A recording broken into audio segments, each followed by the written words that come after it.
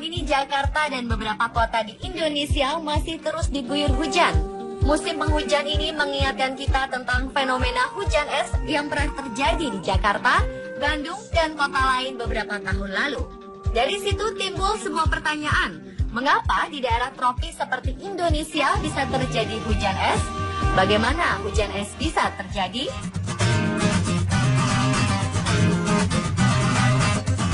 Sebelum membahas lebih dalam tentang fenomena hujan es, ada baiknya kita mengingat kembali bagaimana siklus air yang terjadi di bumi.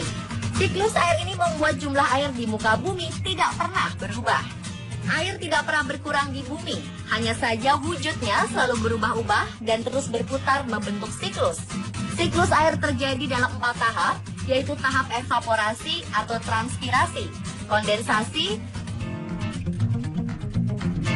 presipitasi, dan koleksi. Tahapan pertama dari siklus air adalah evaporasi atau penguapan.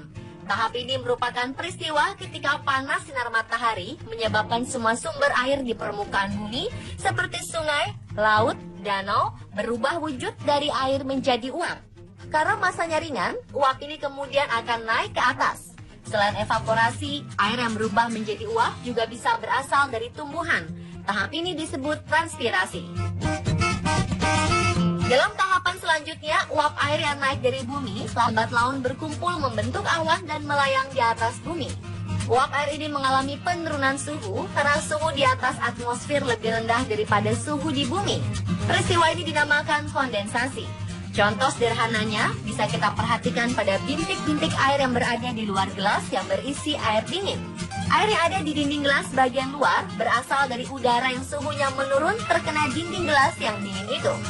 Jika pada gelas hanya bintik-bintik air yang terbentuk, di atmosfer ada beribu ton air yang dihasilkan, jumlah yang sangat luar biasa. Jika uap air yang berkumpul menjadi awan terjadi secara masif dan terus-menerus, maka atmosfer tidak akan sanggup lagi menahan air. Inilah yang membuat titik-titik air ini jatuh kembali ke permukaan bumi, atau kita kenal dengan nama hujan. Bentuknya bisa berupa air hujan, hujan es, dan hujan salju. Tahapan terakhir adalah air yang jatuh ke bumi tersebut berkumpul di satu tempat menjadi sungai, danau, laut. Jika jatuh di hutan atau daratan, air akan meresap ke tanah menjadi air tanah yang berguna bagi makhluk hidup, termasuk sebagai air minum bagi manusia.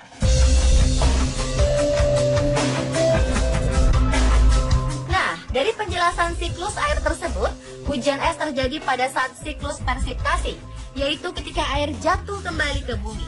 Bentuknya berupa butiran es atau bongkahan es. Pertanyaannya, mengapa ini bisa terjadi? Mengapa yang jatuh ke bumi bukan dalam bentuk air, melainkan dalam bentuk es? Hujan es terjadi karena adanya awan bernama cumulonimbus, yang biasanya berada di ketinggian lebih dari 5 km di atas permukaan laut.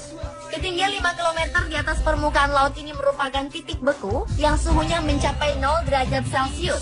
Awan ini bisa terus naik dan mencapai 7 hingga 10 km di atas permukaan laut. Di saat awan tersebut berada di ketinggian lebih dari 5 km, maka uap air yang dibawa awan ini pun melewati suhu yang cukup dingin hingga membuat mereka mengkristal menjadi es.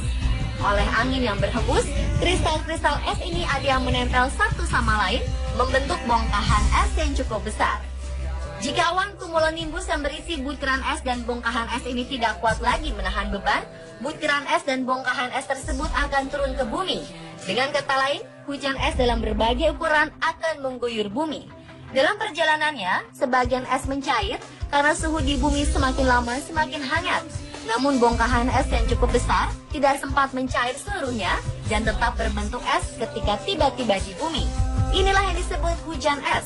Para pakar ilmu meteorologi menyebut hujan es sebagai hail.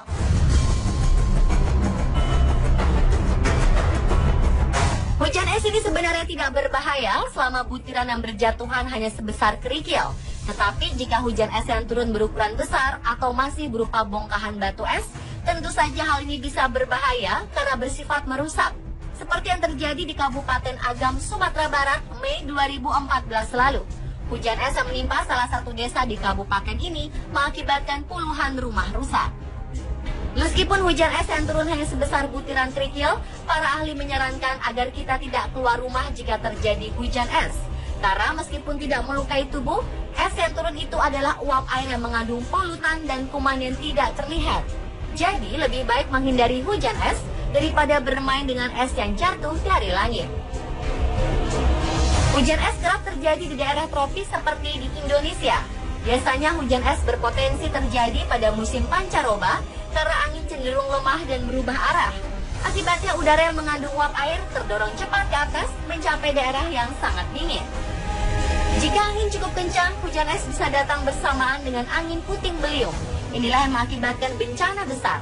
Bencana hujan es yang terbesar terjadi di Bangladesh pada tahun 1982.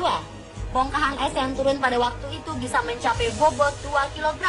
Bencana ini menewaskan 92 orang, ratusan hewan ternak, dan merusak rumah serta kendaraan penduduk.